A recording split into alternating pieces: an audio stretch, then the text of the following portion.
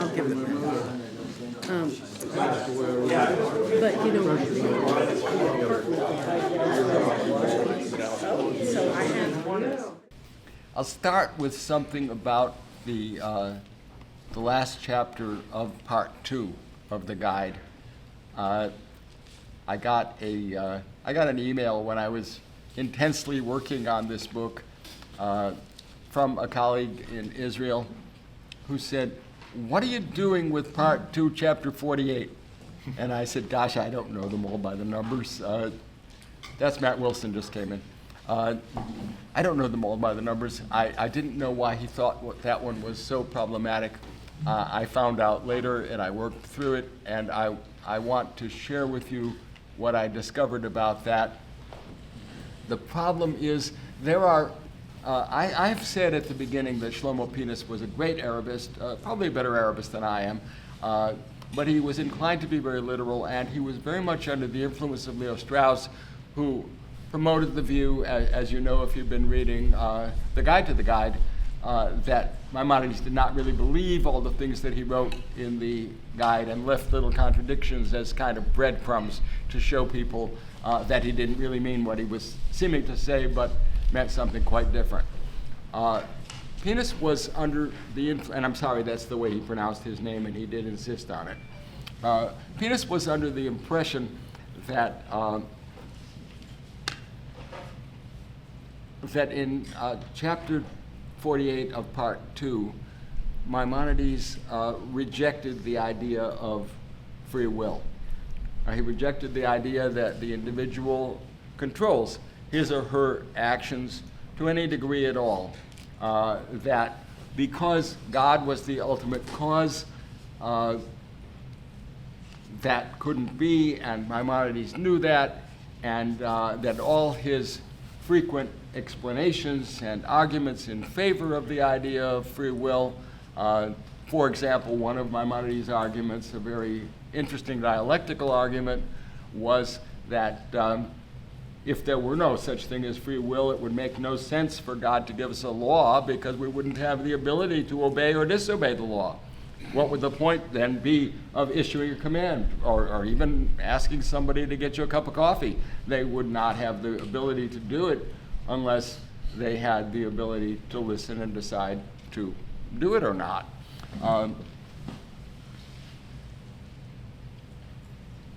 Pincus, influenced by Leo Strauss, believed that Maimonides did not really believe in free will, and he pinned his claim to that effect on chapter 48 of part 2, the last chapter in part 2, which Maimonides says is a very, very important chapter, and you need to pay very close attention to it. And he does maintain that God is the universal cause. But he also explains something in that chapter, and you'll see that when you read that chapter, that he wants to make sure you understand, and it's the reason that he says it's such an important chapter. The thing that he wants to explain in that chapter is that it's part of the biblical idiom, as we would put it, to cut to the chase. So all kinds of actions which are done by natural beings, the rock falling when you drop it, the fish biting the bait, the human being deciding to come to the lecture on Sunday morning instead of doing something else, all of those things are caused by God. It's part of the biblical idiom to talk about actions as directly caused by God. But God acts through natural objects. God created the laws of nature so that when you let go of the stone is assigned its natural drop. When the cow munches on the cattle feed, the cow has been designed in order to do that. The order of nature is such that God has delegated the powers of all things to those beings, including the power of decision to human beings. So if you think about it, the rock has no choice. The cattle do what they feel like, but human beings make their decisions. All that is part of the order of nature. Maimonides is very critical of philosophers, theologians, who thought that God does everything directly. That idea of delegation is the basis of the idea, and it's easy to miss the idea of delegation because of the biblical idiom of cutting to the chase. That is, poetically ascribing actions that God causes indirectly to decisions by God about what to do. Ismail is familiar with Islamic theology. He knows Kalam, and in one school of Kalam that Maimonides very much objected to, the theory was that God does everything directly. I don't act, God acts through me. Maimonides does not think that that's right. He thinks that it's easy to miss that because of that idiom of ascribing actions to God. The idea of delegation, however, is very ancient. And one of the wisest of the rabbis, martyred in 135, Rabbi Akiva, one of the greatest of the Talmudic rabbis, expressed that idea. He said that everything is overseen by God, but reshut is given. Often, reshut is kind of weakly translated as permission, because that's what it would mean in modern Hebrew. But if you want to get the force of what Rabbi Akiva said, what he said was that actions are delegated. God gives it by creating nature, that the rock would fall, that the cattle would chew their cud, that human beings would make decisions. Penis was so influenced by that misconception about what Maimonides intended that he mistranslated the passage in chapter 48 of part 2. He mistranslated the Arabic. I spell it out in detail in the long note on that subject. I was very glad that my colleague at Israel alerted me to the issue about that, but the issue, once you understand the Arabic, once you understand the consistency of Maimonides' thinking, the issue is not an issue at all. I wanted to bring that out for you because that, if you're reading steadily into the guide, you may have already finished part 2. I want you to go back and listen to that, read the note, and see what's happening there, that Maimonides does not inconsistently reject the idea of free will. He consistently maintains it as part of the order of nature. The order of nature is such that animate things do what they do, inanimate things do what they do, human beings do what they do, all in accordance. And that school of Islamic theology, that school of Kalam that Maimonides objected to so strenuously, one of his big objections to them was that they didn't take nature seriously. They abolished nature, is the way he puts it. They did away with nature entirely because they wanted to make God responsible for all things. Those of you who know some philosophy know that that position in philosophy is called occasionalism, and it had modern tendencies in early modern philosophy in the West. Malebranche is the most famous Western philosopher who held such a view. Berkeley came close to it, the one after whom the university in Northern California is named. He came close to it. So that's one thing I wanted to make clear. I know everybody's eager to talk about Ezekiel's vision.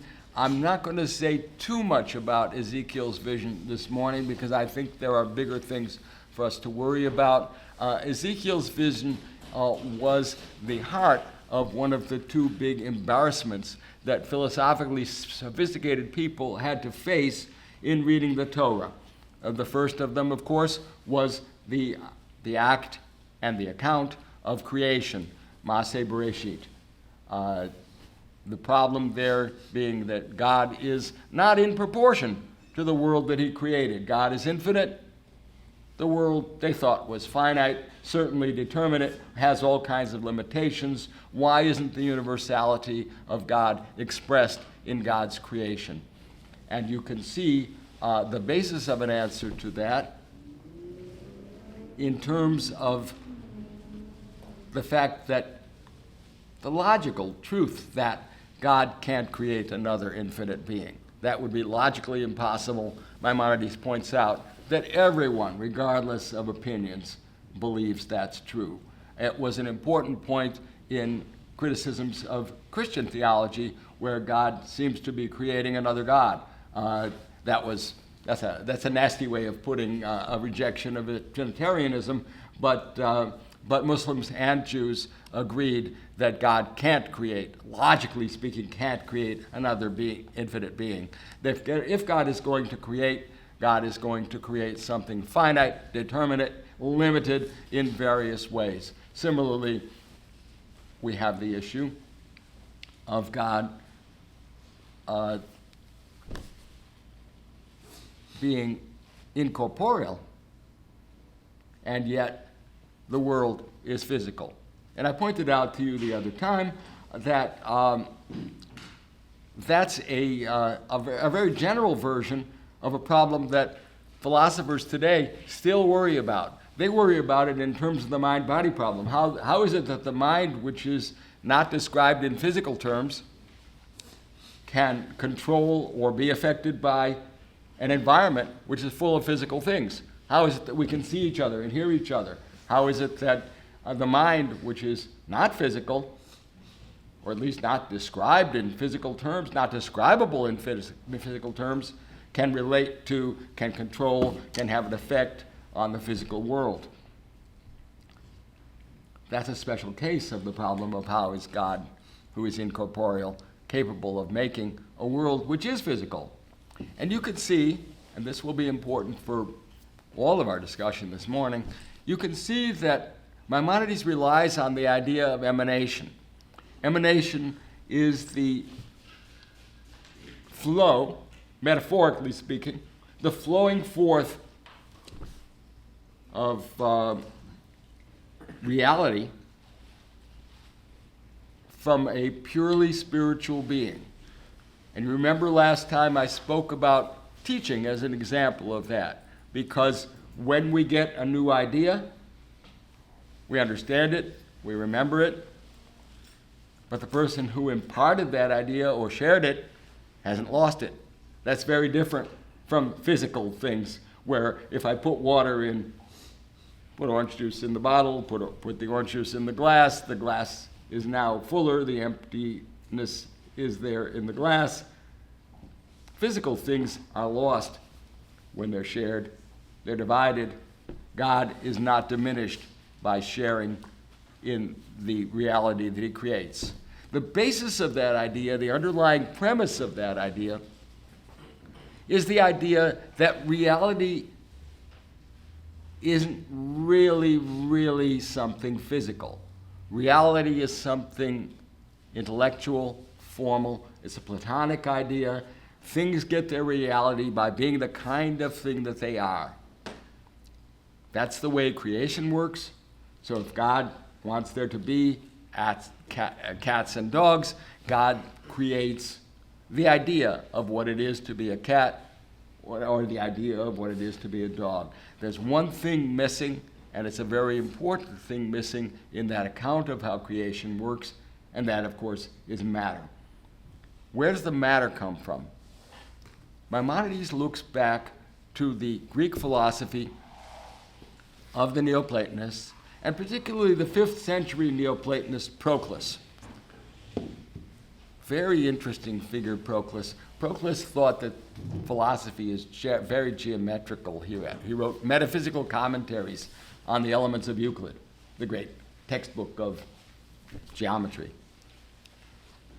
Proclus argued, following Neoplatonic ideas, that the basic, most fundamental gift that God gives, because God is so full of reality that he wants to share it, the basic, most fundamental gift is otherness. God allows there to be something other than God. Now, that something other can't be infinite, but it also can't be incorporeal. The nature of matter is that matter is the otherness that allows God to be generous enough to impart being to things other than God. So although it was commonplace for philosophers to blame matter for weakness, moral and physical weakness, medical weakness, everything is blamed on matter. But there's one thing that you have to say about matter, and Proclus emphasized this, that if it weren't for matter, there wouldn't be anything else but God.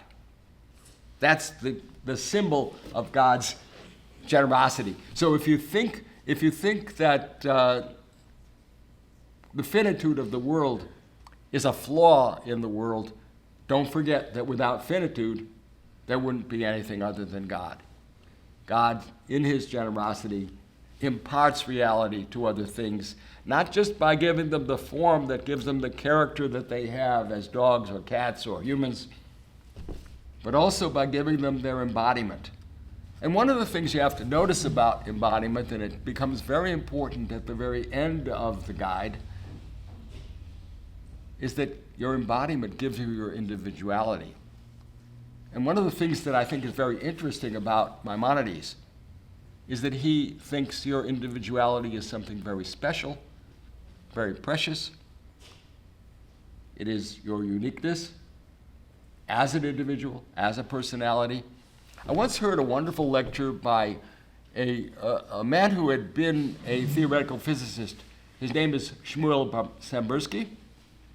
He wrote wonderful books about the history of the idea of the physical world in antiquity and late antiquity. And Sambursky, in the lecture that I heard him give, pointed out that in Greek philosophy, individuality is something negative. Individuality is considered idiosyncrasy. What makes you a unique individual is just the kind of quirkiness that makes you who you are. Sambursky pointed out that in Hebrew thinking, individuality is something special. Your uniqueness is something special. He didn't just project that idea onto the human texts, onto the Hebrew text. He derived it from the Hebrew text. Where in particular? Think about the Mishnah, the famous passage in the Mishnah. Many of you have heard it before. It has to do with the warnings that are given to a person facing charges which are charges of a capital crime. The witnesses have to be warned. This is a serious matter. And they have to be told in very uncertain terms, in no uncertain terms, that a person's life is at stake, since this is a capital crime. And they're told a bit of a gloss about a passage in Genesis. In Genesis, when Cain has killed Abel, and God asks him where he is and all that, you remember the passage well. God, and Abel pretends that, he wasn't around, he didn't know, and he says famously, I'm my brother's keeper, and there's a dramatic irony there because we're supposed to understand, yes, you should have been your brother's keeper. But one of the things that it says in that passage is that God says to Cain, your brother's blood is shrieking to me from the earth. It's screaming to me from the earth. But the unusual thing that the rabbis pick up on is that it doesn't say dam, blood, it says damim, your bloods. That sounds ungrammatical. Why does it say your bloods are screaming to me from the earth? And the answer that the rabbis give is that when Cain killed Abel, he killed all his futurity. He killed all his potential progeny. And that's why it says, the passage often quoted and echoed in Islamic sources as well as in Jewish sources, it says that to kill an individual human being is as if you had killed an entire world. Because all of those people who might have come, all of the things that Abel might have done, all of the progeny that his progeny might have had, all of them have been wiped out at a stroke. Sambursky made the point that that's putting a very special emphasis on the idea of the individual. And we went on to point out what it says right after that in the Mishnah, that the issue is that Abel was irreplaceable. That's why to kill one person, in that person's uniqueness, there'll never be another person like that. So it's not just about his futurity, it's about his uniqueness. His uniqueness makes him individual. And the image that the Mishnah uses is the image of a mint. When a human mint master mints coins, he uses the same die over and over again, and all the coins come out alike. But when the Holy One, blessed be He, makes human beings, He uses the same basic pattern because we're all made on the same basic design. We're all carriers of the image of Adam, and yet no two of us are alike. And that's an important point for Maimonides, and he stresses the importance of individual differences. Every one of us is unique and individual. I'm going to come back to that point later on when we talk about the last chapter in the guide, when he makes the appeal to what you should pursue in terms of developing and serving and benefiting your own uniqueness as a human being. But I want that to rest on what Sambursky taught me about the contrast between the idea in Greek philosophy that uniqueness is idiosyncrasy, and the idea in Jewish thought, including the philosophical thought we find developed in the guide, that uniqueness needs unique treatment, special consideration, special regard, because your irreplaceability makes you very, very precious. Now, I'll say just a word or two about the vision of Ezekiel, because that is the named topic. When he says Maaseh Bereshit, that means the act and the account of creation. And when he says Maaseh Merkavah, that means the account and the event of Ezekiel's vision of the chariot. I've told you already that the chariot is also called God's throne. I guess God has a portable throne, and the throne, as Maimonides explains in the book, is the emblem of God's justice. Why? Because the throne is foursquare, and the foursquare structure of a throne is indicative of its stability, and stability of a throne is symbolic of the legitimacy of a regime. Because God's rule is just, that's why God's rule cannot be overthrown. That idea is developed in Saja back in the 10th century, very important to Maimonides. And Maimonides makes the point, having rejected the idea that God has any proper attributes where we would project our notions of what God ought to be like onto God, although he rejects the idea that there are any divine attributes, he retains the idea of God's justice. And the way he does so is to say that God and his justice are inseparable. God's glory is his selfness, his ipseity, if you like it in Latin. God's justice is part of who God is. And God, of course, doesn't have parts. So you'd have to say God's justice is what God is, just as God's wisdom and God's power are inseparable from God. He makes that point twice in the course of the guide, that God's justice is inseparable from God. And that's why it says in the Psalms and elsewhere that God's throne is forever. The throne is emblematic of divine justice because of the stability of that throne.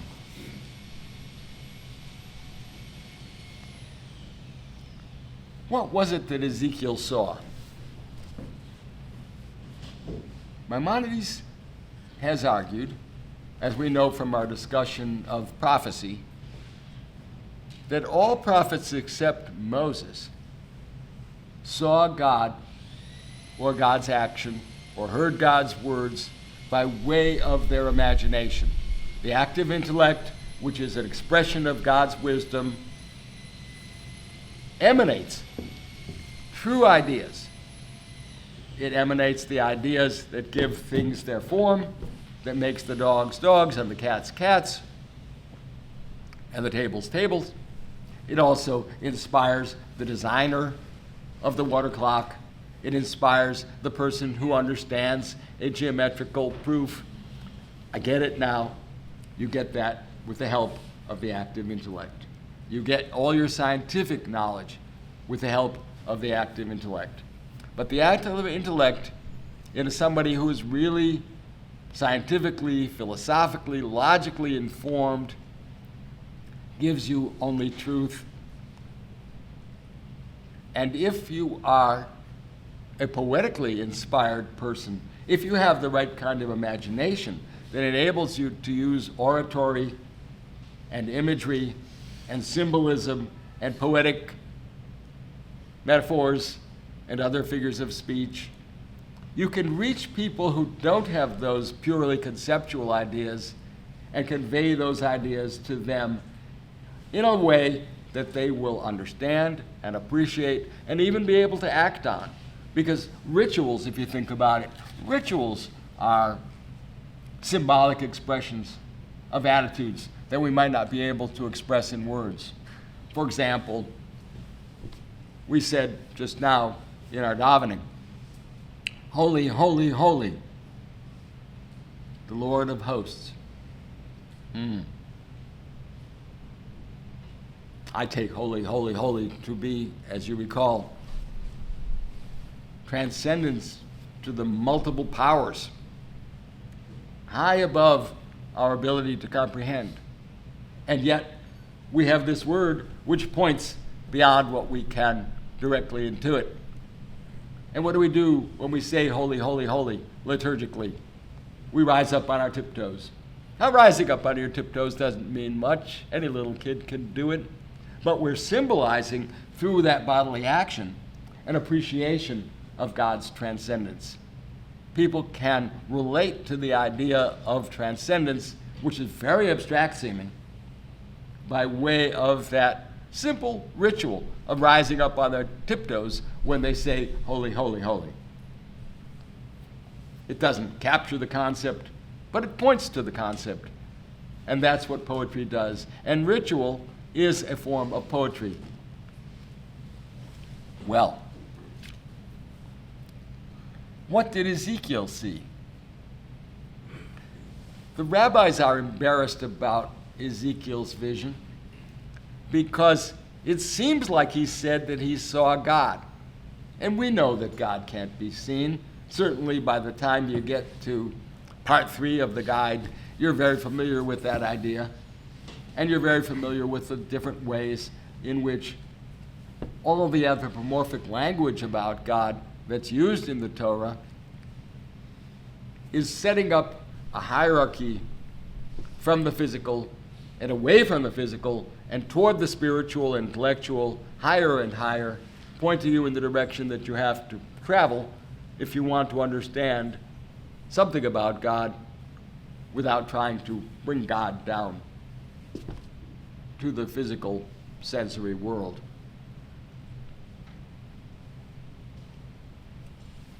Ezekiel had an appreciation of God's transcendence, but his vision took a very, what should you call it, a technicolor, Cecil B. DeMille kind of manifestation.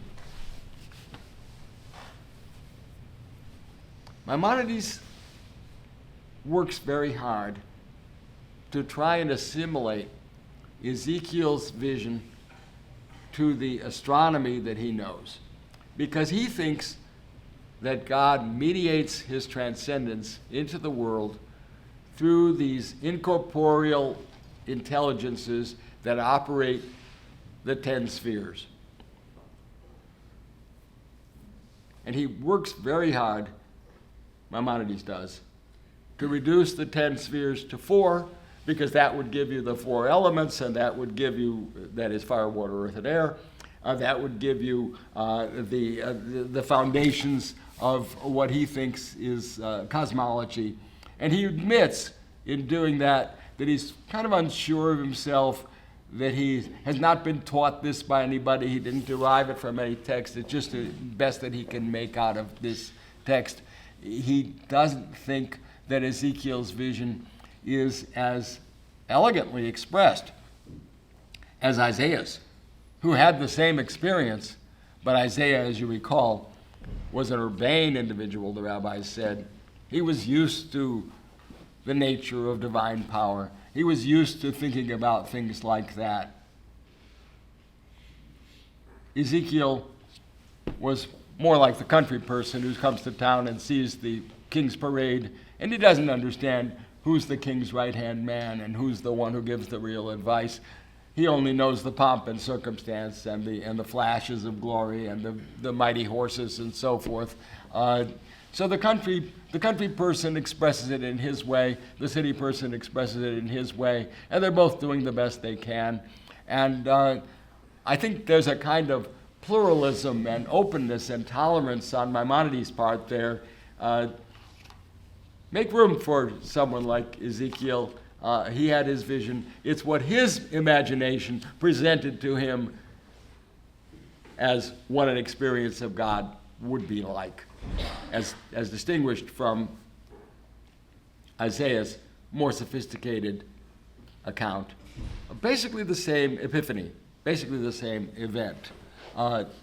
You can read carefully in the notes how Maimonides tried to project the cosmology of his time onto Ezekiel's vision. And he says not only that he hasn't been taught any of these things, he's sort of felt his way of trying to make sense of that vision, but that cosmology itself, he says, is entirely conjectural. He uses it. If you read the Mishneh Torah, his 14-volume compilation of all the laws of halakha, you'll find, as David Gillis has pointed out in his brilliant book on the subject, where he treats the Mishneh Torah, the 14-volume code of law, as itself a piece of poetry. He says, notice it has 14 books because there are 10 spheres and 4 elements, and Maimonides has organized it in that way. Brilliant piece of work by David Gillis, a contemporary, a younger contemporary of ours, operating out of Israel. But he says that cosmology itself is largely conjectural. So on the one hand, he uses it, and the other hand, this idea of the intellects being operated by, the spheres being operated by the intellects, that's the best that the philosophical school of Islam and followers among them, among the Jews, that's the best they could make of the astronomy that they do. We know that astronomy was not workable. We know that the geocentric system doesn't operate anymore. Maimonides was very aware of the problems in that cosmology. He knew, for example, that Ptolemaic system could not explain the apparent retrograde motion of the planets. He knew that the two saves of that system in terms of epicycles and eccentrics didn't really work. And he developed the very original idea that the system was what we would call instrumentalist. That is, it had a mathematical model which works very well, predicting eclipses and so forth, but it wasn't really a description of the world at all. And they weren't going to get a decent description of the world as long as they were wedded to the geocentric model of the heavens. So we're going to bracket that, except for one thing. Maimonides points out that there was a division in the imaginative imagery that Ezekiel saw between what was above and what was below, and the division indicates to you that Ezekiel did not see, as he put it, he saw the chariot but not the rider. He saw the chariot but not the rider. Ezekiel, he just says that in a single sentence. Ezekiel did not have a vision of God. there's no such thing as a vision of God. That's very important to him, of course. I want to talk a little bit about the book of Job, which is something that he gets into subsequently after he sort of heaves a sigh of relief. You'll see the first 7 chapters of part 3. He says, well, I've said what I need to say about Ezekiel's vision, and I'm not going to say another word about it. And you could see him sort of, got rid of that one. He goes into the problem of evil. He goes into the question of divine knowledge, and that's very important. As an example of a special case of that issue of how does the infinite relate to the finite. Okay? How does God know us? I've already told you how we can know something about God. Prophecy knows something about God's perfection from the inspiration of the active intellect, and is able to translate that into sensuous terms, using poetic imagery, using rituals, using symbols, using oratory, using practices and beliefs. And beliefs, you always have to remember, beliefs in Maimonides are, as Plato explained, beliefs are a poor man's substitute for knowledge. Beliefs can be true and false. Beliefs can only be true. Knowledge can only be true, right? Knowledge can only be true. Well, how does God know us? And how do we deal with the problem of evil? The problem of evil is usually regarded as the Achilles heel of any form of theism, right? If the divine is good, why do innocent people suffer?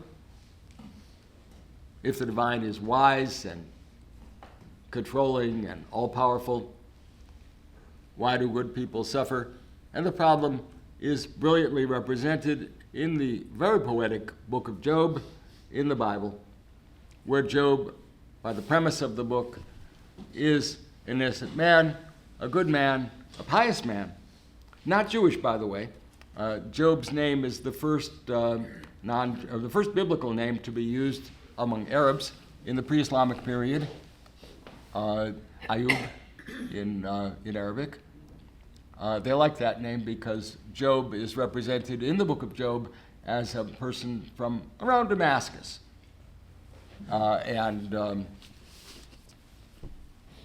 He suffered, despite his being good, despite his being pious. His friends come to comfort him, and their comforts are false comforts. In fact, the idea of Job's comforters has become a synonym for false comforts, because they all wind up saying that you wouldn't be suffering like this unless you had really done something wrong. Maybe something you didn't realize. You must have done something wrong. And indicative of that is that you're so self-righteous. You're always saying how good you are and how well you've treated the workers on your farm. But you must have done something wrong, and you're kidding yourself. They're so anxious to save God's face, to save face for God, that they will assume a priori that Job must be guilty. Job knows that he's not guilty. He's not guilty of anything that would require the terrible losses that he has suffered: loss of his children, loss of his wealth, loss of his bodily health.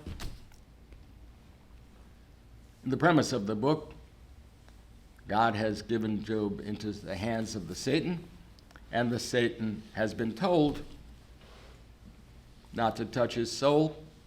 That means not to kill him, not to make him go mad. That would obviate the experiment. But otherwise, do anything to him and see if he still remains faithful. And Job does remain faithful. He says, "Naked came I from my mother's womb, and naked will I return thither." But he also tells his wife that he's not going to curse God and die, but he's going to continue to believe that God is just. He's going to continue to believe that he is innocent. And he's going to want to be arraigned by God and Get it explained to him why he's been made to suffer. He won't give up the claim to his own integrity. He knows himself. He's confident of his self-knowledge. And the Bible text supports him in that.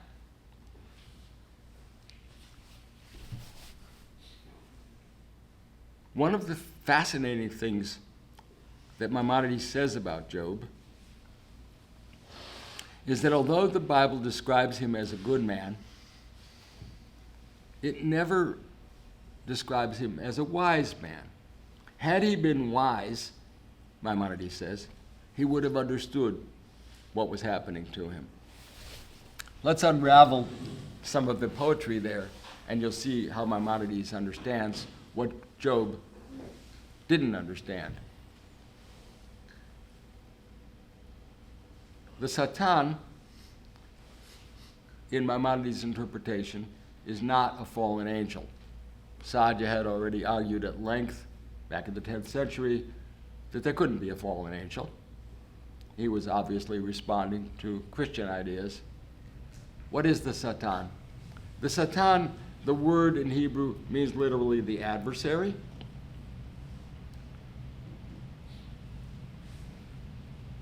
Sadja took that to be a mortal adversary who was just a critic, carper, critical of Job. Maimonides thinks that the Satan is an allegorical personification of matter. Matter is the principle of evil. He says that the philosophers who wanted to say, the philosophers with a capital P, that means the people from the Neoplatonic Aristotelian tradition, they didn't take advantage of what their own system had taught them was the basis of evil. And we know what the basis of suffering is and what the basis of moral and natural evil is. It's matter. Matter is what's responsible for there being earthquakes and tsunamis. Matter is what's responsible for the illnesses of your body. Remember how he quotes Galen for saying, don't expect a body that's made out of semen and menstrual blood to last forever, move forever, glow like the sun. He quotes Galen, chapter and verse, on that medical point. You shouldn't expect to be immortal if you're made out of matter. And you can remember, once again, that matter is a gift, as Proclus taught us, because matter is what gives you your individuality. But being an individual, that means you've got a metabolism.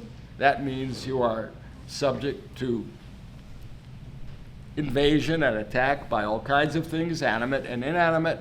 It also means that you're going to be subject to the demands of the flesh, the appetites, the senses. Think of Adam and Eve looking at the apple, thinking, look, what, an apple, fruit, whatever fruit it was. It looked good, it looked attractive, it looked wholesome, and they decided to eat it. Well, moral evil is a result of your embodiment.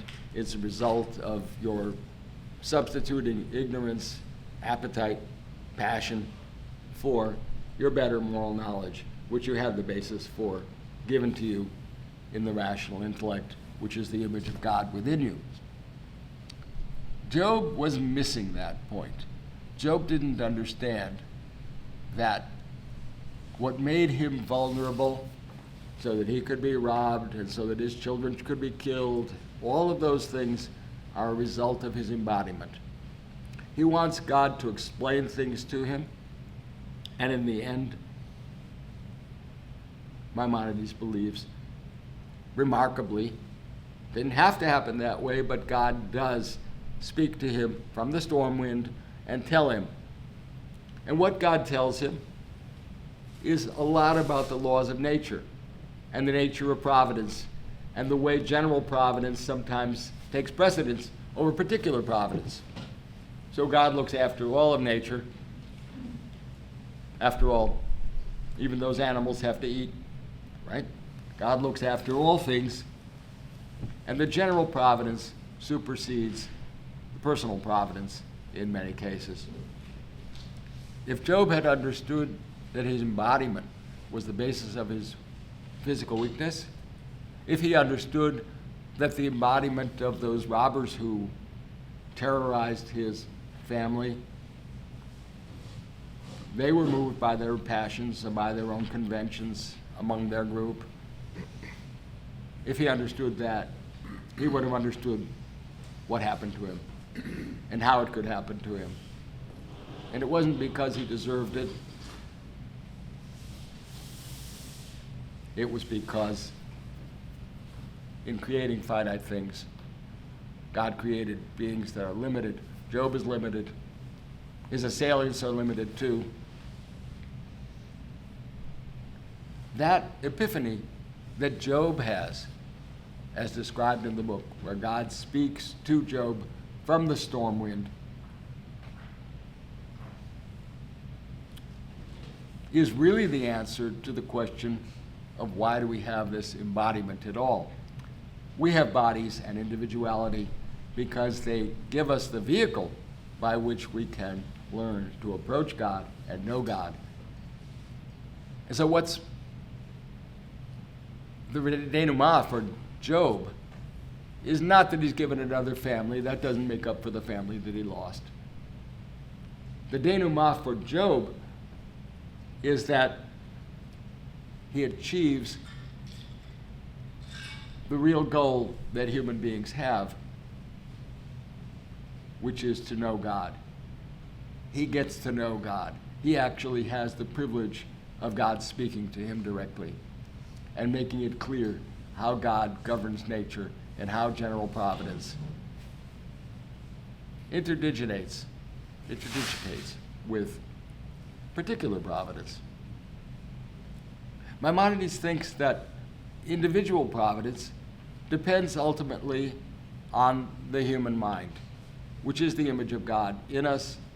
The more you strengthen that, the closer you get to God. And he has a wonderful parable, which I won't take the time to read to you. You'll read it yourselves. The parable of the palace, where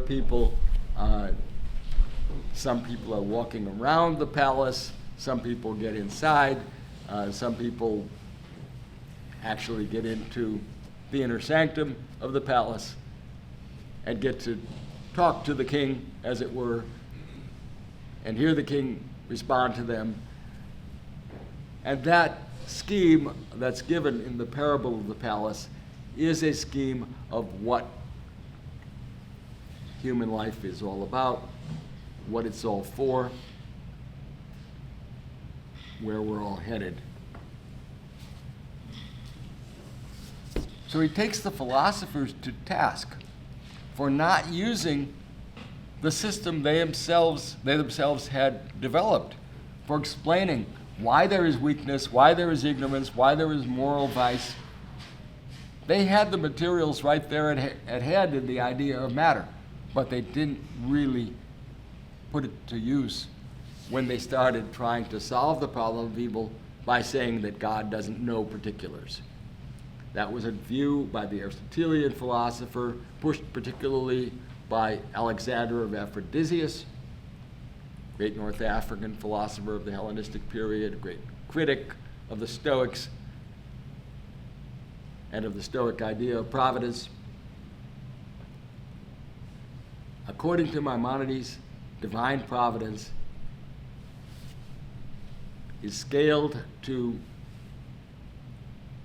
the intellectuality / spirituality, means the same thing in Maimonides, that an individual attains. You do this by learning, you do this by gaining the moral virtues which set the seedbed for the growth of the intellect. And that is the opportunity that you have. That is the opportunity that your embodiment gives you to attain the objective, the goal that is laid out for you, which is to know God, to get to that inner sanctum and, as it were, converse with God. I want to move on now to two other things before we open it up for discussion.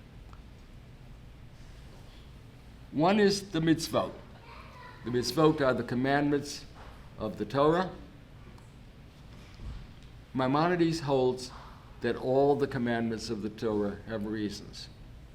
He's particularly uncomfortable and unhappy with the idea that there are some that have reasons and some that do not. There was a distinction that Saja made between rational commandments and received commandments.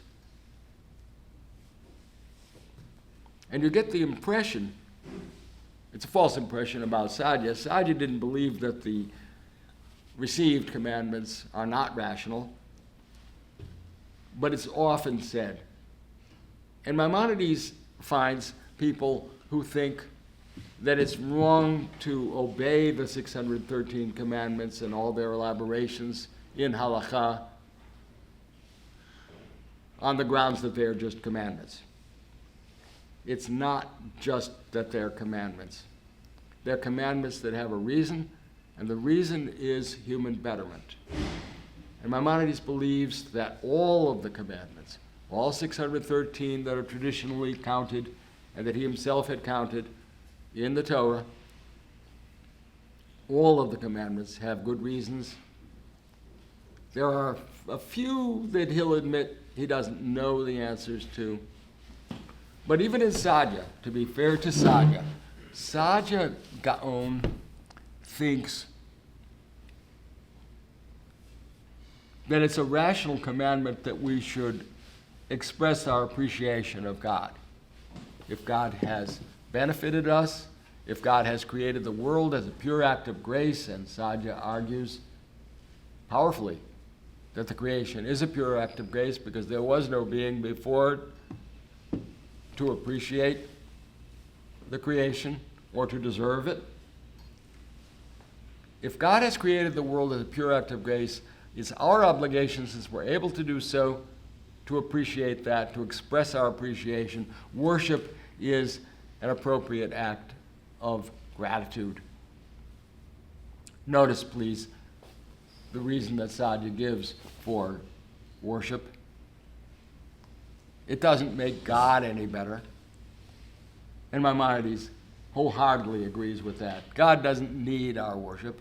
And therefore, he disagrees with Saja, who said that God created all things for man's sake and man that he might worship God. Maimonides says, God doesn't need that. All the commandments are to benefit us. And they're to benefit us in three different ways. Firstly, the commandments benefit human beings by restricting violence, force, and fraud, by creating a civil society, by introducing a principle of law. And he says that's what any human system of law would be designed to do. Sometimes it's designed to benefit the ruler. That's a corrupt system of law. But if it's designed to benefit the people in general who live under that law, that's a just system of law. But it's not enough. You can tell a law is divine if the system is devised so that it has two further objectives besides civil and social security. One is to improve the character of those who live under that law, to make us better people. And you'll recall I mentioned that example of seeing your enemy whose ass has fallen down and the load is spread all over the road. You're supposed to stop and help. And Maimonides makes a point of saying, the reason it specifies your enemy is because it's supposed to help you become a better person, to overcome your tendency to irascibility, to fight that and quell that within yourself. The laws are designed to improve human moral character. That introduces the idea of virtue ethics into the understanding of the system of law.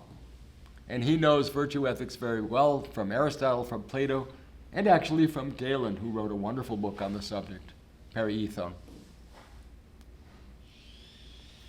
Thirdly, the law is designed to open up your mind, to make you capable of intellectual contact with God.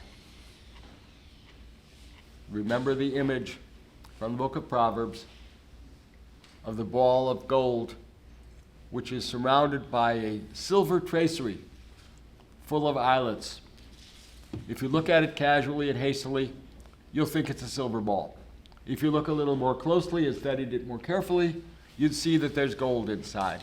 The silver represents the moral commandments, which are designed to make you a person of better character, to teach you the virtues, to enable you to practice the virtues, the moral virtues.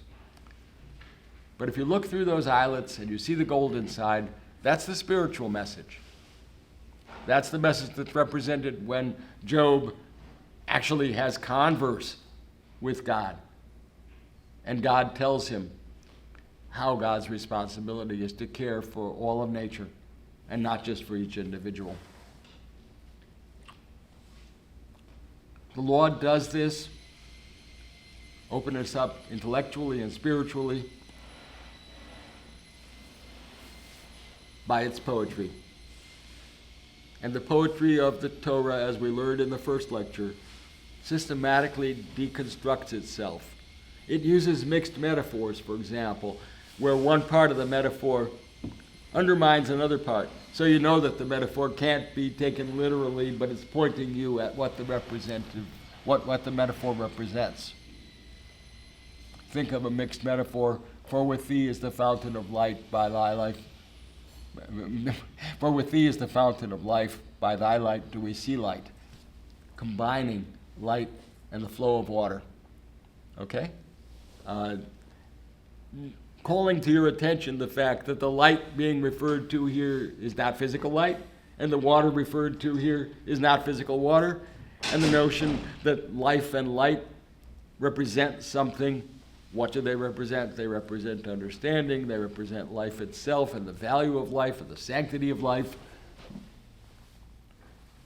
The self-deconstruction of a mixed metaphor is part of the way in which the Torah guides us to a higher understanding. And I've made the point already, I want to stress it now, that the poetry of the Torah, the poetry of the rituals and the symbolic actions that we engage in always point beyond the action itself. The point of those rituals is not just the performance of the ritual, but the meaning of the ritual. Because the rituals point beyond the behaviors by way of showing us truths and opening up the possibility of deeper understanding. All the mitzvot have reasons. And he says, you know, there are some people who think it's very embarrassing to say that the mitzvot have reasons. Why would they think that something is divine only if it makes no sense. If it made sense, it would have to come from some human being who had invented it. So only if it makes no sense would it be divine. And he says of those people, they make all of God's actions frivolous and pointless.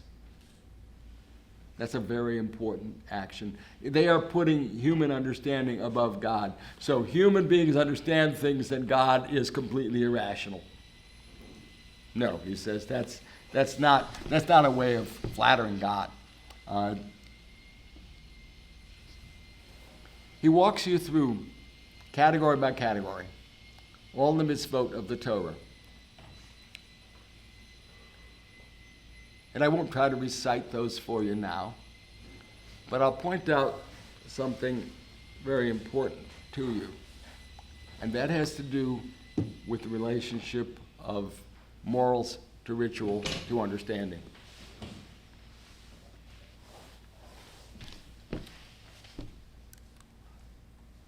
There's a point I've made in my philosophical writings, and I found that Maimonides understood it in his own way and expressed it a little differently.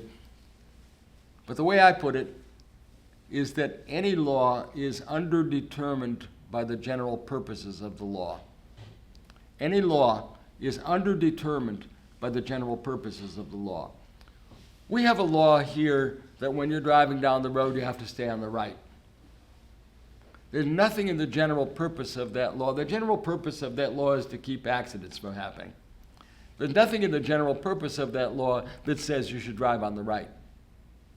Driving on the right is the way we execute that purpose, which is to keep certain kinds of accidents from happening, as might have been happening in times when there was no rule of the road, as we call it. In order to make a law specific enough that people can obey it, you have to fill in that realm of indeterminacy.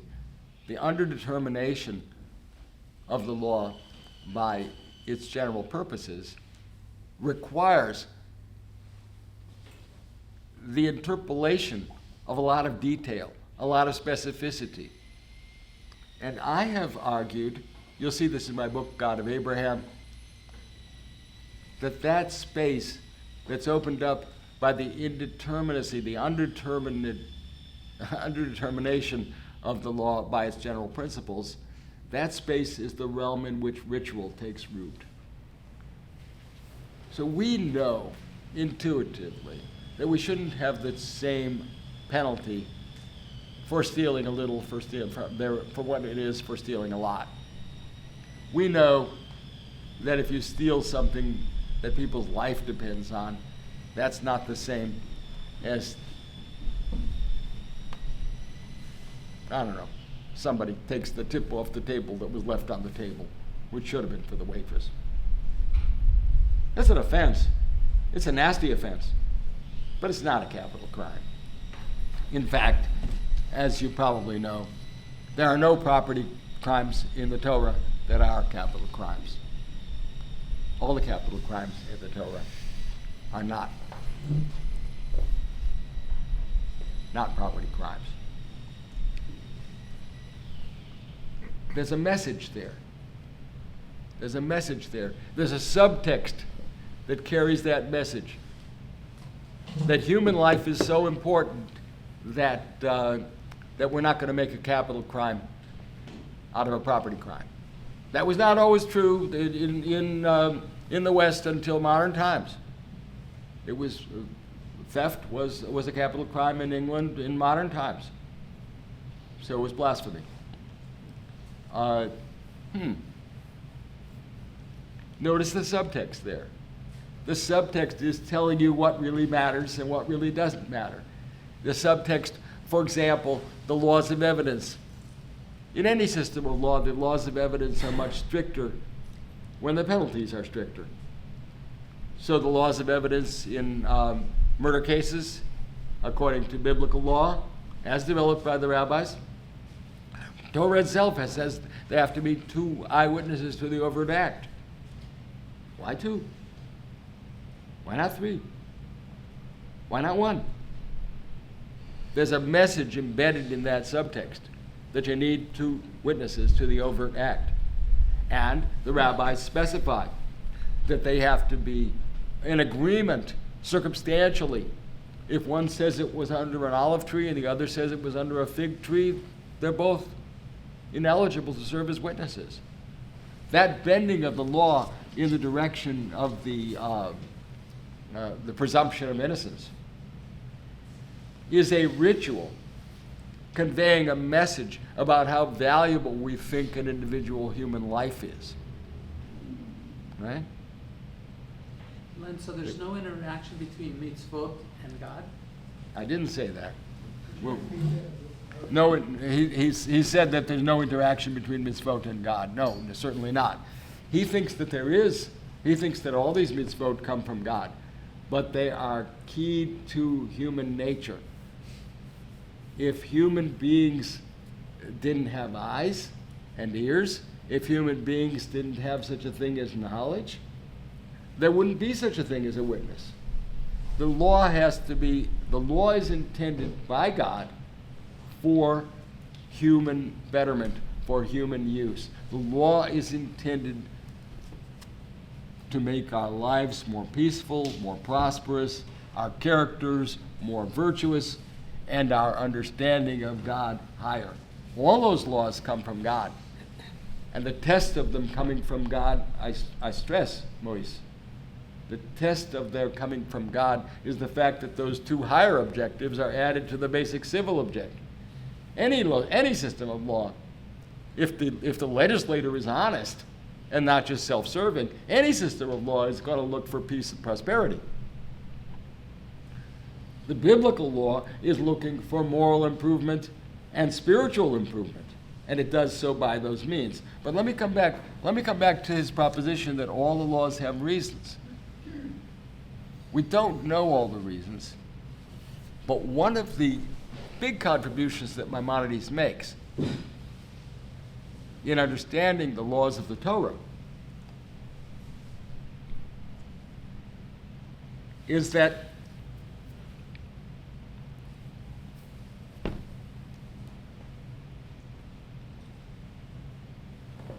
if you want to understand a lot of the commandments that seem not to make sense, which are traditionally the law, the Torah often speaks of chukim and mishpatim. They're two different words for laws.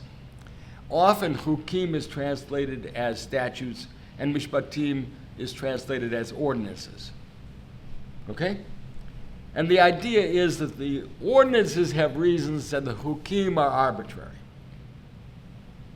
Maimonides does not believe that any of the laws of the Torah are arbitrary. All of them express God's desire to make better people and a better society. Consider, the rabbis said, if it weren't in the Torah that you should not kill, we would still know that.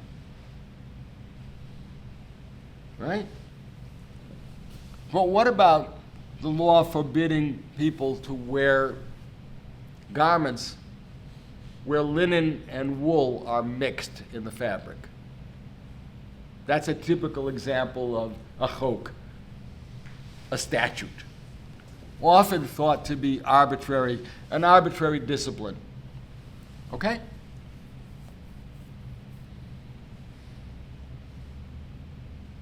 Maimonides thinks that if you want to understand those laws, and he thinks they all have reasons, if you want to understand the reasons behind those laws, it would really help to know more about the history of the context in which those laws were promulgated. Because then you would know what the customs and practices of the pagan surroundings were in the time of Abraham, in the time of Moses. And many of those laws represent reactions against that way of life and against that way of religion. For example, he gives this example. We say that we face east. We don't really face east when we pray. Which way do we face? Towards Jerusalem. We face Jerusalem. Aha! That's very important. Because the sun-worshipping pagans did face the sun. We do not. And he thinks about the people in the early days when facing Jerusalem meant turning your back on the sun. That's a gesture, and the gesture has meaning, and the meaning has to do with the rejection of paganism. It doesn't mean rejecting the sun.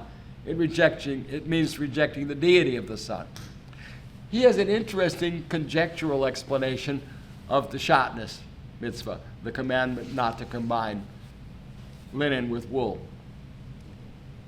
And he admits that he's speculating on that, but he thinks he's on the right track. He thinks that the pagan garments, particularly priestly garments of antiquity, they would have three elements in it. One would be animal, which was the wool. One would be vegetable, which was the flax. And then they would have a little fibula, a little closure, which was mineral, made out of a rock.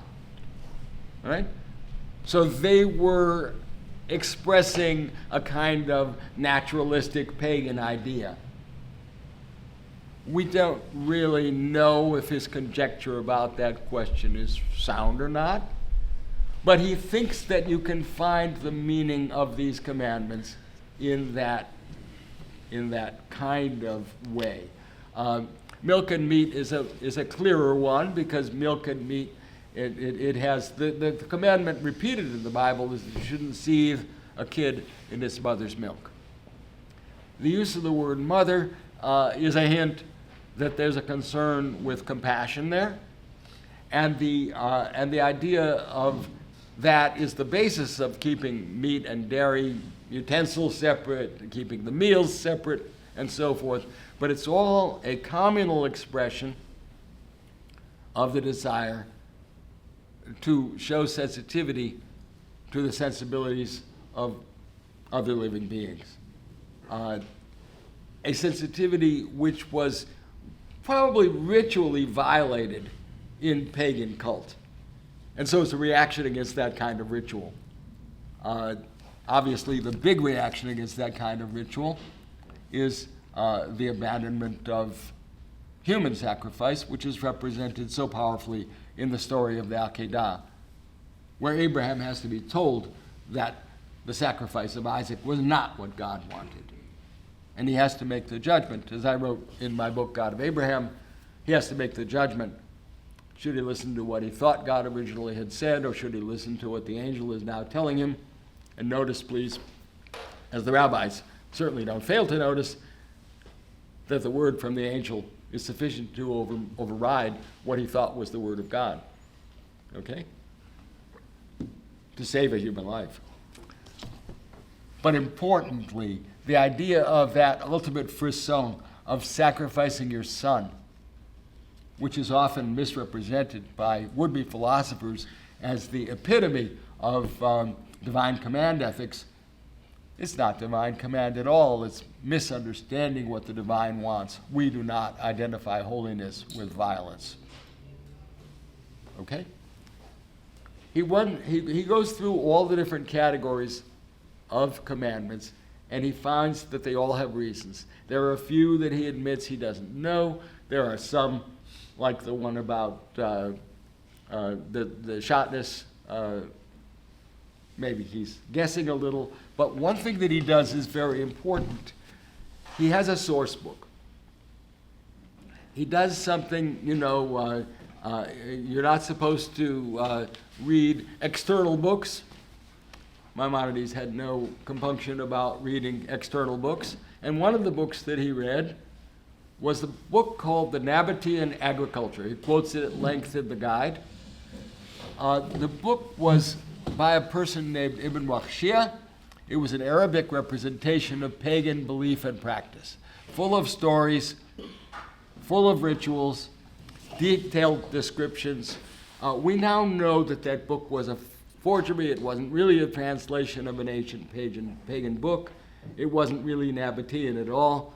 But it does contain, we have the text, it does contain lots of examples of pagan beliefs and practices, which are collected and gathered from earlier sources. Maimonides makes a serious anthropological study of the Nabatean agriculture.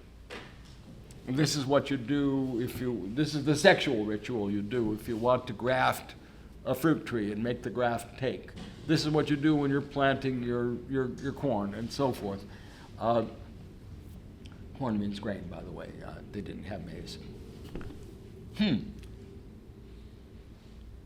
He thinks that it's very important to study these pagan books because they tell you the context and the type of beliefs and the type of practices that the Mosaic law is rebelling against.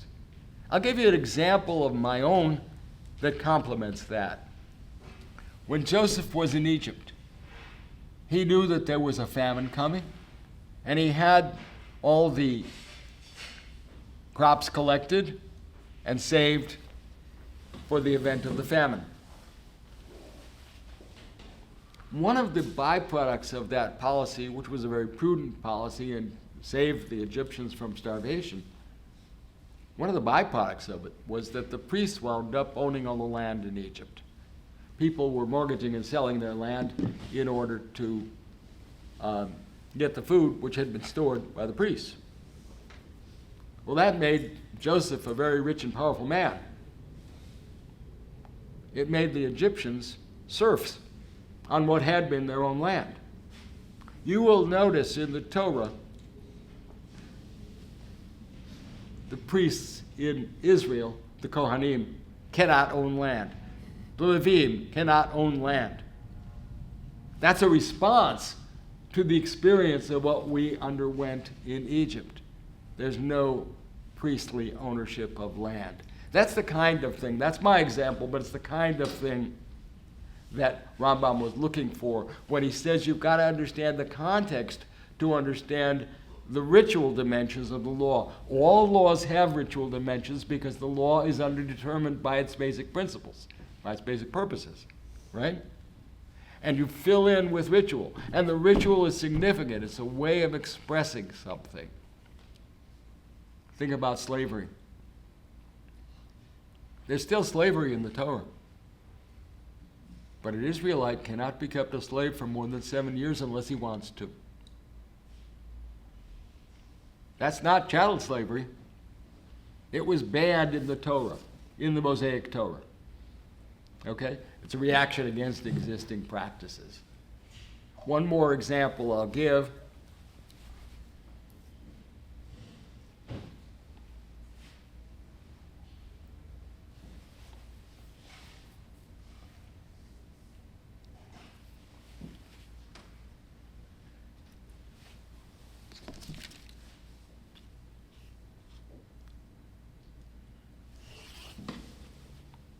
Got away from me, I'm sorry. No, Rupert looks very disappointed. There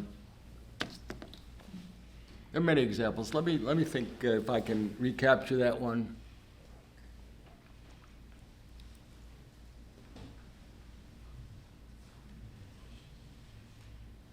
Well, one example that he gives is the use of theurgy. In pagan piety, they would set aside a temple. That would be a place where you would encounter God. They believed that the God could be drawn into the statues that they built there. They had all kinds of rituals, which he describes based on what he learned from the Nabatean agriculture. And he makes a point of saying, whatever they did, if they used yeast, we don't use yeast. If they used salt, we don't use, we do use salt. Everything is done as if to refute and deny and desanctify the practices that they did. If you know those practices well enough, you will know what you should be doing and what you should not be doing. Ritual has a language to it. Ritual is a symbolic mode of expression of appreciation for God. I want to point out that last chapter of the guide because it's a very important chapter, and he bases it on a passage in Jeremiah. It's chapter 54 in part 3. And he quotes page 530 if you want to write it in your notes. Philosophers, ancient and modern, distinguish 4 sorts of human attainment. The first and the least of them, to which most people on earth devote their lives, is material. Wealth, clothing, tools, slaves, lands, and the like. The royal crown is of the same order. And he points out that these things are not really your own. You could lose them all and still be there. Don't identify yourself with your possessions. Without them, a once mighty king is no different from the humblest of men. And all he had is left behind. And then the footnote I referred to, King Lear, having lost his kingdom, having lost his pomp and circumstance, having lost his 100 knights, he's reduced to a mere forked animal out there in the storm. Those things are not really yours. They're not really you. Investing your life in those things is not the way to get happiness. The second, he says, is closer to the self.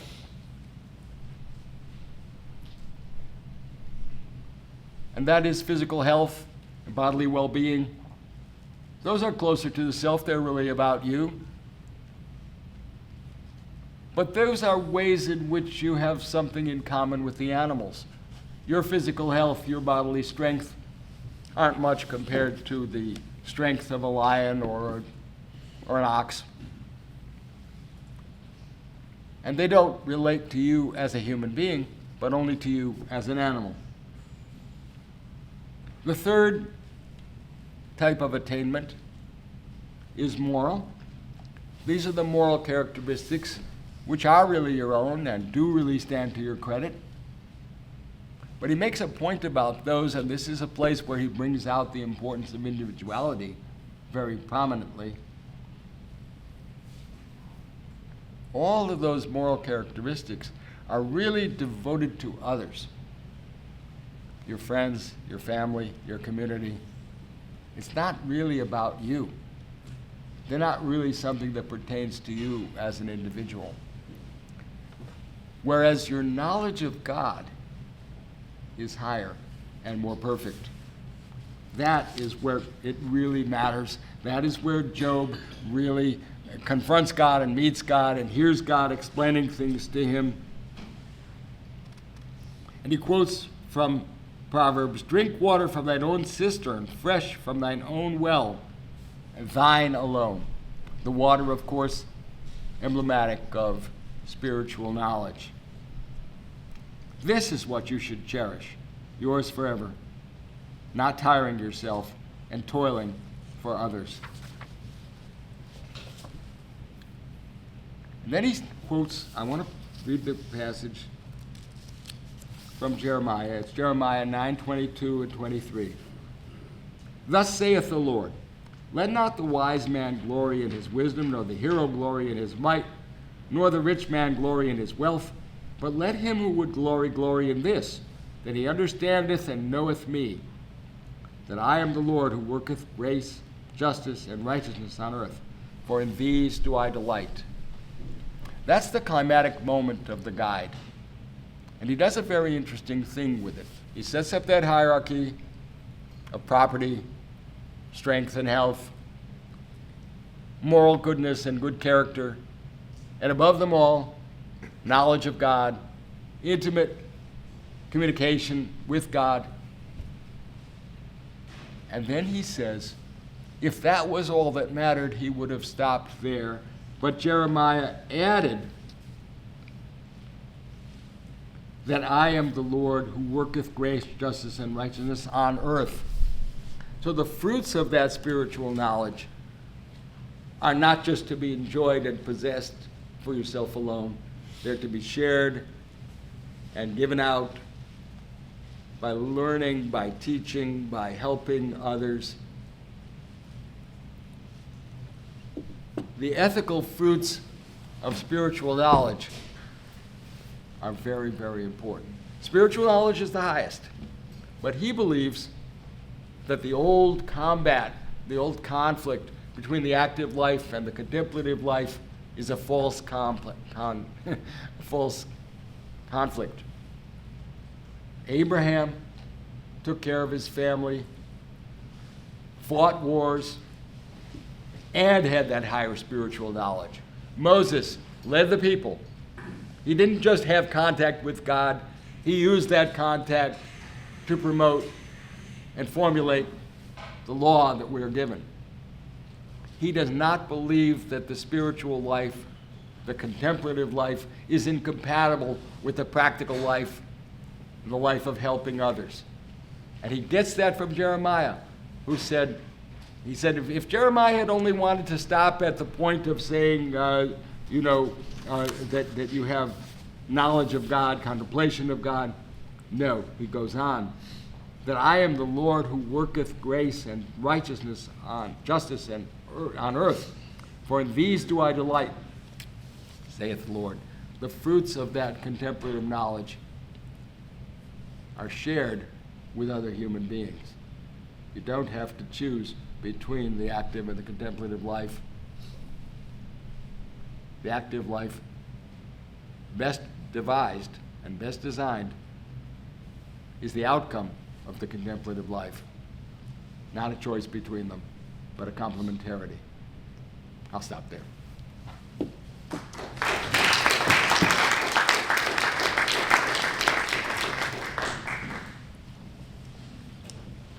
Questions and comments, please. William. Talk loud. I remain a little bit perplexed. This is a guide for the perplexed.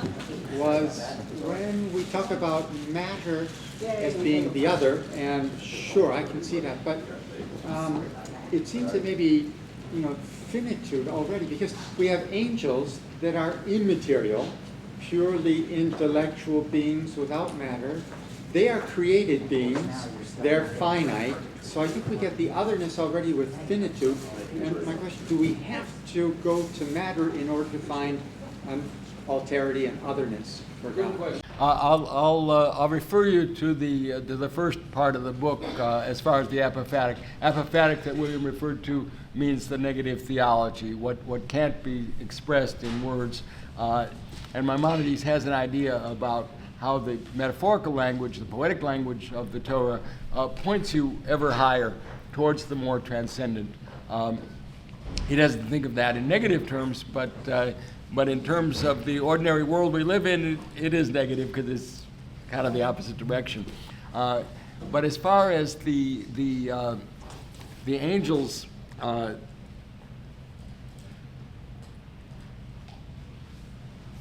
if you follow the Neoplatonic idea, which I know is familiar to you, anything other than God is already material.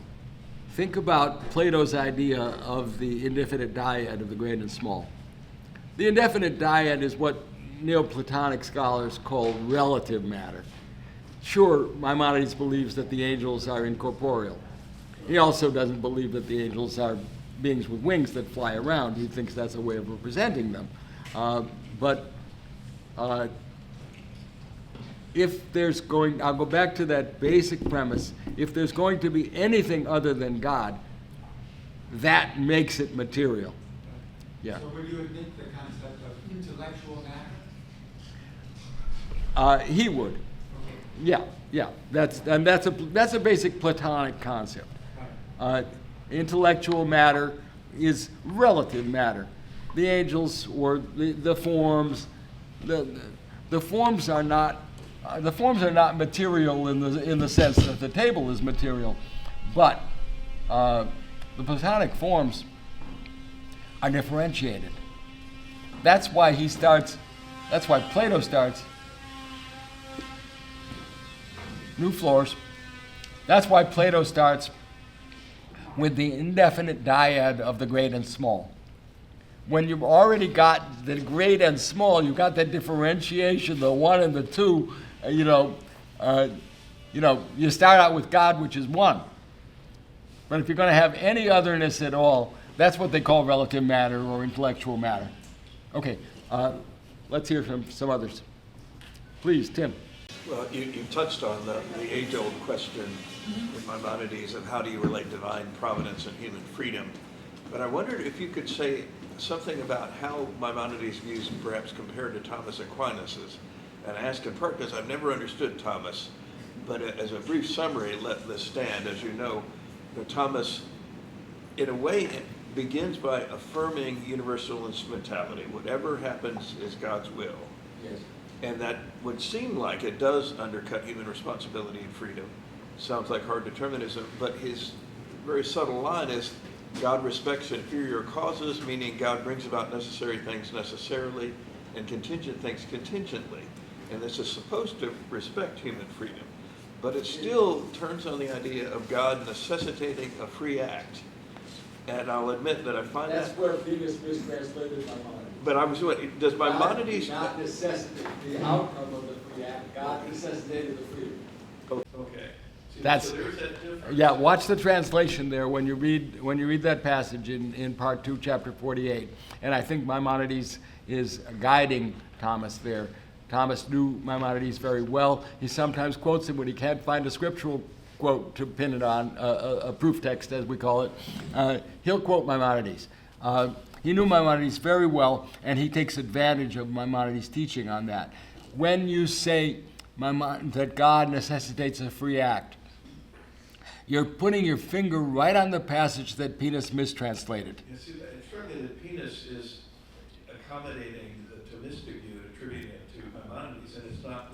But there's an ambiguity in your saying God necessitates a free act. Does it mean that God necessitates the outcome of the free act? Or does it mean that God gives you a necessity to make the free choice that you're going to make? Maimonides takes it the other way.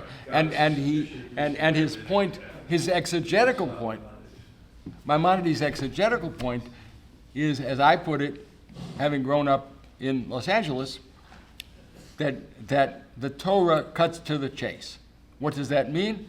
It describes various actions as being caused by God when it's skipping all the middle steps, right? Because the Torah, God hardened Pharaoh's heart. There's a good one for you. Very much relevant to the... Okay, Maimonides talks about that in the 8 chapters in the commentary on the Mishnah. What did it mean to say that God hardened Pharaoh's heart? God meant, the Torah meant, that human beings, for psychological and social reasons, tend to dig their heels in and get more adamant when they're crossed. So Pharaoh says he's going to let the Israelites go, and then he goes back on his word. And in biblical parlance, that's put as saying that God hardened his heart.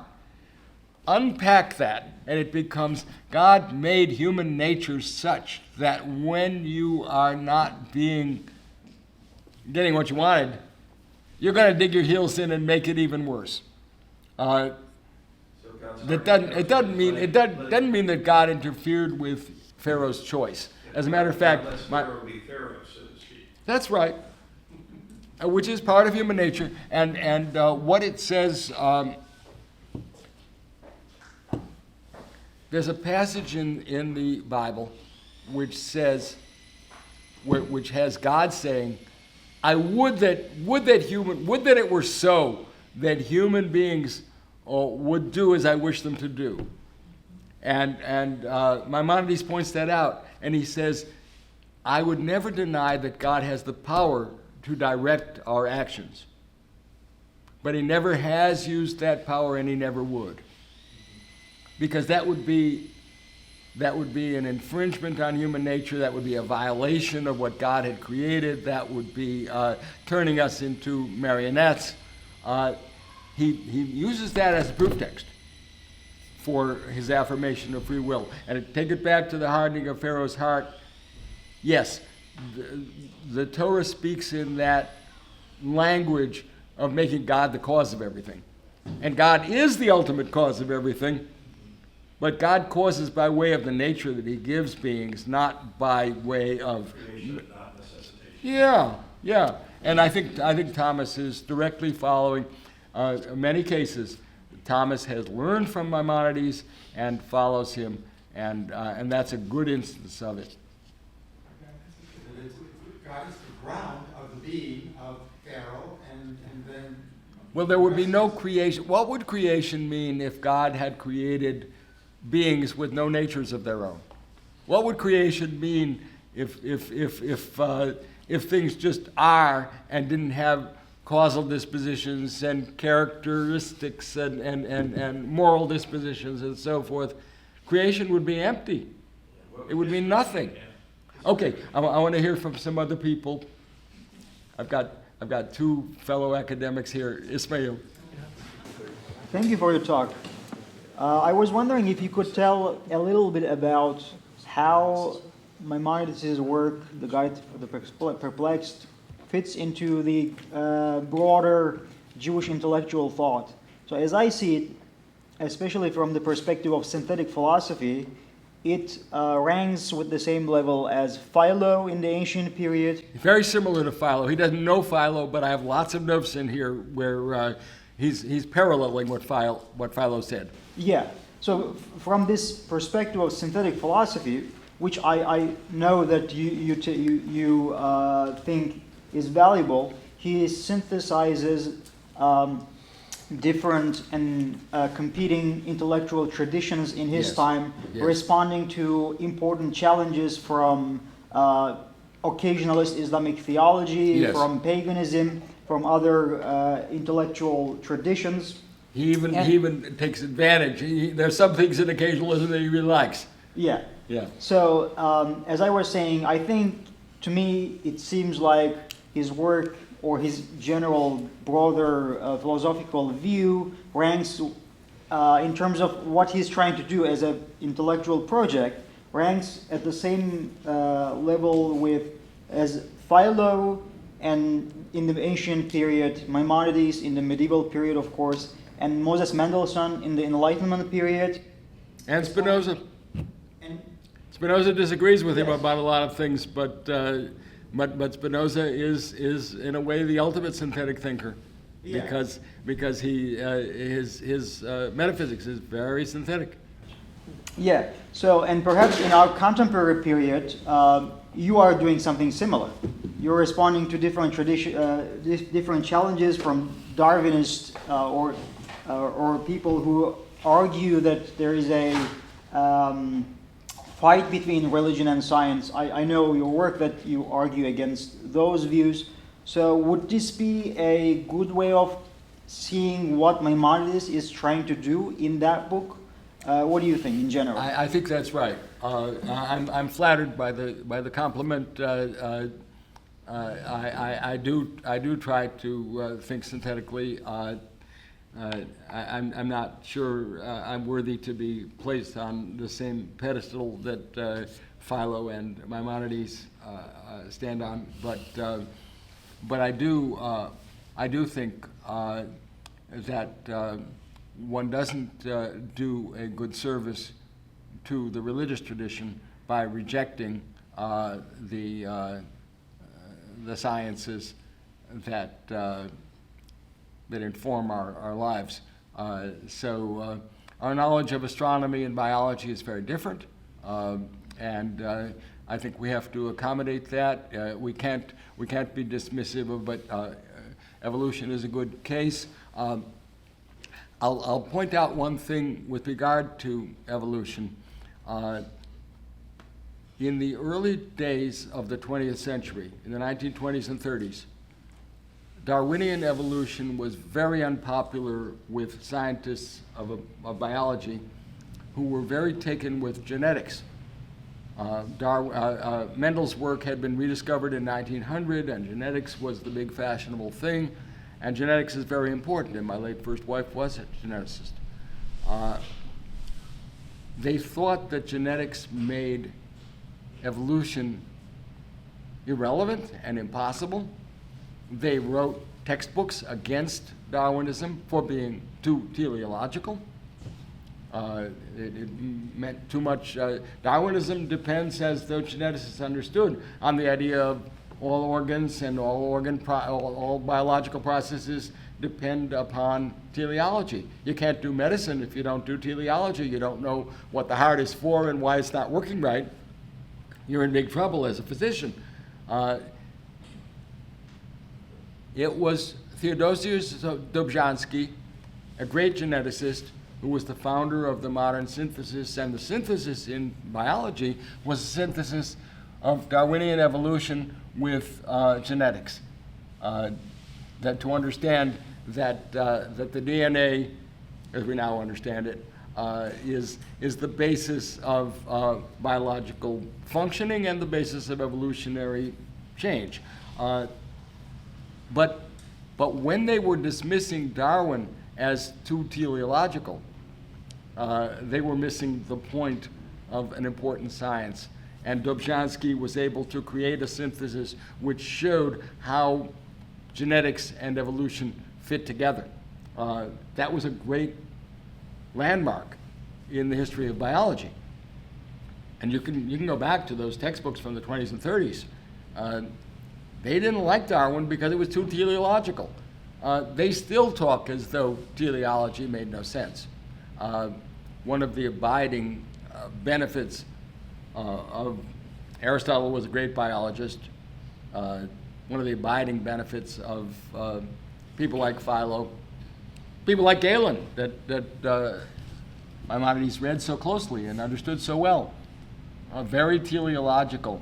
The wonderful classic, Galen wrote hundreds of works, but There's a wonderful 2-volume work which you can read in a great translation by Margaret Talmadge May, De Usu Partium, on the uses of the parts of animals. Galen made the point in that book, and Maimonides quotes it.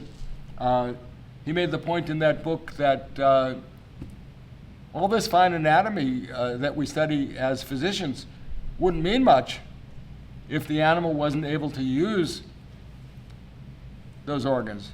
We don't know the anatomy of our own tongues, but we use them very fluently. The elephant doesn't know the anatomy of its trunk. Has to learn how to use it. Roberta and I have seen little baby elephants who haven't yet learned how to use their trunks. And they need to be sort of prodded and poked by their moms to be able to drink water from the pond. There are thousands of muscles in the trunk of an animal. And Galen is very impressed by the fact that we know how to use our tongues, even though we haven't studied their anatomy. And the elephant knows how to use its trunk, even though it has no notion of all those muscles that are there. Uses them very effectively. De usu partium, on the uses of the parts of the animal, that is the teleological side, which is the physiological side, and the medical side of biology. Okay, what about others? Are we out of time? I have two questions. Please, Lance. When you were talking about the Platonists, Neoplatonists. yeah, and you had said, were you arguing that, were you saying that just kind of like on like a tangent, not like a tangent in a negative way, but just saying that offhandedly, or were you saying that Maimonides agreed with him in that like that our reality was sort of a gift from God? He did agree with them. He agreed with, let me make it specific. Proclus said that matter shouldn't be disparaged. It's easy to disparage matter because you're ascetic and you think the body's demands should be minimized and so forth. And Maimonides says in the 8 chapters, some people really overdo the asceticism, and they think that by denying themselves necessary food or wearing uncomfortable clothes, hair shirts and so forth, they're doing God's will, as if they thought that God hated the body. God doesn't hate the body. That's the way he puts it in the more popular work in the context of the commentary in the Mishnah. He thinks the body is a great gift. It's also a great weakness because the body makes demands. So what he says is, if you let your body rule you, if you let your senses and your passions and your appetites rule you, that's like the bad wife in Proverbs chapter 7. All right? Always looking for a new partner. He takes that metaphor from Aristotle, who says that matter is the female principle, always looking for another husband. But if you have disciplined matter that's responsive to your needs, and he likes sports, for example, he recommends ball playing, and it's unusual among Jewish authors in the Middle Ages. He follows Galen in recommending all kinds of sports, but he leaves out hunting, because we don't do hunting. God doesn't hate the body, but the body is a gift. And yes, he can take that from Proclus, because the tendency is to minimize the physical and say, leave that behind. You don't leave it behind. It's the vehicle by which you're going to be able to know anything as an individual. It's the base principle of your individuation. And that's the final appeal in the guide. Think about what, now it's the spiritual, intellectual side that you've got to perfect, but there wouldn't be a you if there weren't that individuality. And you also have like reality, in that like God shared his reality with the world and the nation. Yes. Because God has to scale himself down. How is that different than Tzimtzum? It is Tzimtzum. Yeah. That's where Tzimtzum comes from. Tzimtzum is the Kabbalistic idea that God Scales himself, literally contracts himself, because God is infinite. In Kabbalah, they like to call God Ein Sof, which means the infinite. Well, how do you relate? There's no proportionality between the infinite and us. Now he thinks that the ethical obligation of a human being, as spelled out in the Torah, is to emulate God. We can't emulate God's incorporeality. We can't emulate God's infiniteness. We can't emulate God's absolute perfection. How do we emulate God? By becoming the best kind of human beings we are, as godlike as possible. He picks that up from Plato in the Theaetetus 176. And you also said that Hashem's attributes are like one unto himself. There's no difference between That's correct. his attributes and his being. And we spoke, we do these spoke, we are replicating the attributes of Hashem, justice, and chesed, rachamim, And where do we see chesed and rachamim? That is grace and mercy. We see it in the way God governs nature. Remember the idea that when Moses was allowed to see God's back, it wasn't a physical back that he saw. He saw what flows from and follows from God, which is what? Which is nature. Rambam interprets that passage in Exodus 33. Moses wants to know how to govern the people, and he asks God to show him his ways. He wants to know God's ways of governance because he's charged with governance, and these people are difficult. It's right after the golden calf. These people are fractious. They're ex-slaves. They're very skeptical, very cynical. You got the first Jewish joke in the Bible. You know what the first Jewish joke is? Weren't there any graves in Egypt that you had to take us out here to die? Think about the graves in Egypt. They had a whole cult around death and afterlife and so forth, which is not represented in the Torah. That was the point that was getting away from me earlier, right? We don't have a lot of laws about death because the Egyptians had too many of them. The Egyptians were hung up on the idea of death and afterlife. Exactly. So we have this law, which is a law of life, and the idea that we're going to emulate God is going to have to mean we're going to emulate God's perfection by becoming the most perfect kind of human that we could be, as godlike as possible. So we're going to try to perfect our minds, and we're going to, coming back to the real point of your question, we're going to study nature, because by studying nature we will see the ways in which God governs. How? Grace and wisdom. Grace and wisdom. Because all the parts of the living body are designed to serve a function. They all have some good, they all have some, if you're really Darwinian, you'll believe that they either have some good or once had some good, okay? But you see God's grace in the ingenuity of natural design, in the brilliant physics and the brilliant physiology of nature, the way, if I can go on from evolution and beyond it to the general idea of emergence, that we have becoming more and more perfect.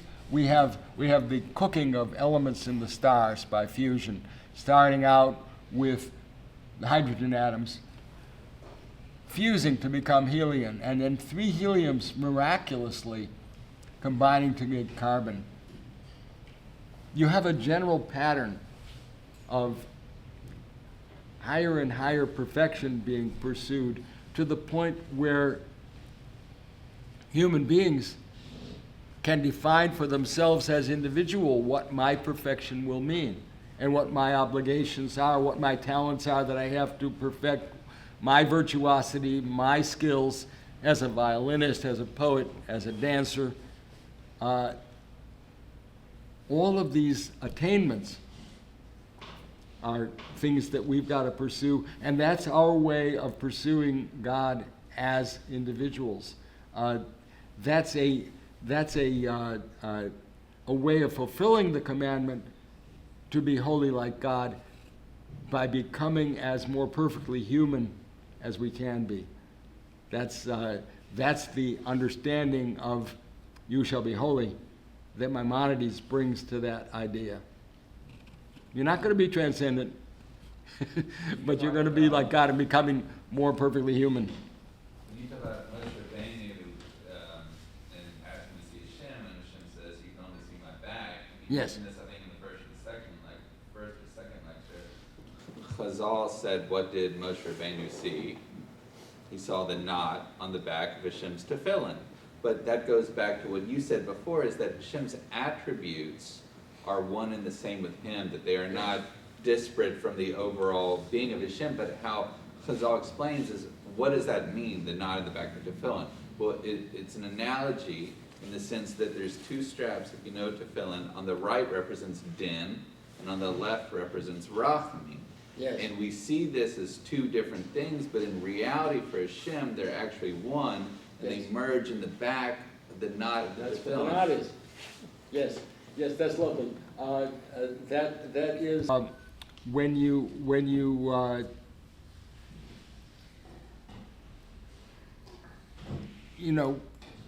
one of the things that they say, the tefillin always say how great God is.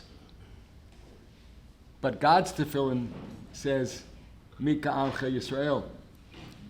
Israel is, the people of Israel, is the expression of God's grace. And by the way, the idea of grace and wisdom, mercy and justice, side by side, that's actually spelled out in words in the same passage.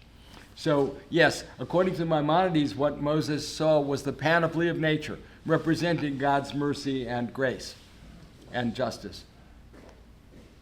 But it doesn't have to be spelled out in words. It can be a vision, but it is spelled out in words. You actually, in the passage, the words are pronounced. The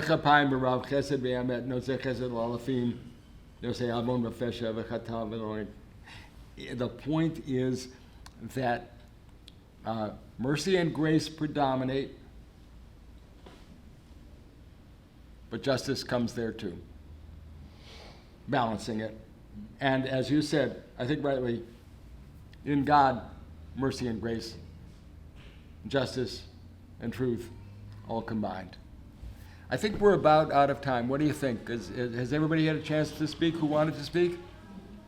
Thank you all very much. It was a great privilege. I brought some extra copies of the book. If anybody didn't get them yet, you can get them now. And you can also get it online.